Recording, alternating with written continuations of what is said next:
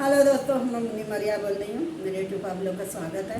चलिए भक्ति गाना डाल रही हूँ। नवरात्र का महीना है। चलिए ठीक है, सुना रही हूँ।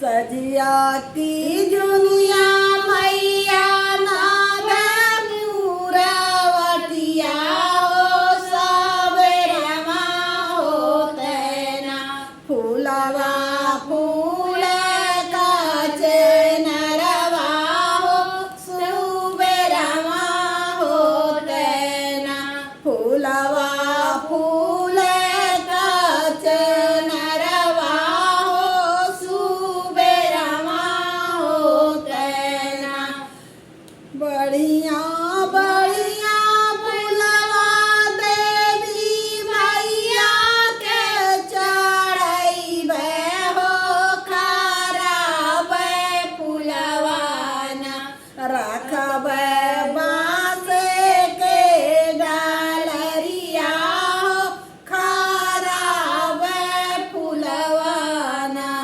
रखबे बाँस के डालरिया हो खराबे फूलवा ना सजिया की जुनिया मैया नाद पूरवटिया हो सुबेरमा होते ना फूलवा फूल काचे नरवा हो सुबेरमा होते ना बढ़िया बढ़िया फूलवा दुर्गा मैया के चढ़ैबे हो खराबे फूलवा ना रखबे बाँस के डालरिया हो खराबे